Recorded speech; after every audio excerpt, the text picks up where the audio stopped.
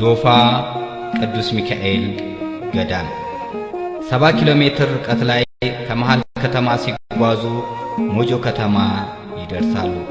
በተጨማሪም 62 ኪሎ ሜትር ጥርጊያ መንገድ በስተግራ በመኪና እንደሄዱ ሸንኮራ ቅዱስ ዮሐንስ ገዳም ይገኛል። በመግቢያው በስተግራ ለጥሩ ተራማጅ 1 ሰዓት እንደሄዱ ቅድስት ክርስቶስ ሰምራን ቤተክርስቲያን ያገኛሉ።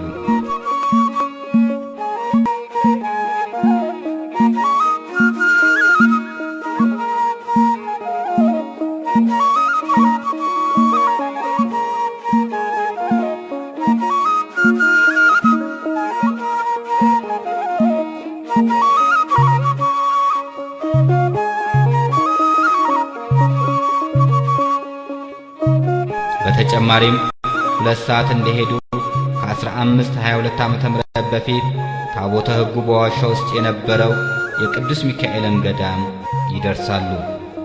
የቁልቢ ቅዱስ ገብርኤል ታቦት አብሮት እንደነበረ ይተረካል።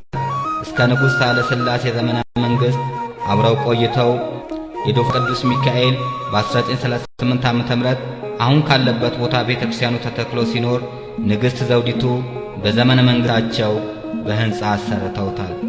ዶፋ ቅዱስ ሚካኤል ገዳም አስደናቂ ስዕለት ሰሚ ነው።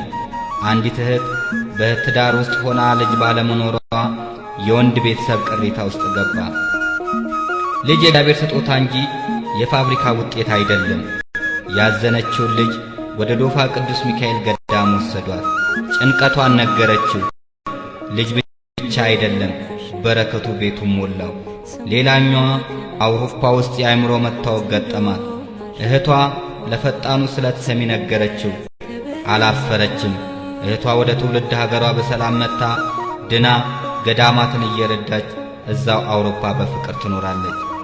ይህች ሕፃን ሞተች አበቃላት ተብሎ ተስፋ በቆረጡበት ሰዓት ቤተሰቦቿ ለዶፋ ቅዱስ ሚካኤል ገዳም ተሳሉ። እሷም ድና ስለቷን አገባች። በዚህ ገዳም የማይገባ አይነት ስለት የለም። ሽንኩርት፣ ድመት፣ ስንዴ፣ ዶሮ፣ በግ፣ በሬ፣ ዣንጥላ ምኑ ይወራል። ዶፋ ቅዱስ ሚካኤል ገዳም የጤንነት፣ የሥራ፣ የልጅ ማጣት ብቻ ያልተፈታሎት እንቆቅልሽ ያልተመለሰሎት ጥያቄ ቢችሉ መጥተው ካልሆነም ባሉበት ቦታ ሆነው ይሳሉ።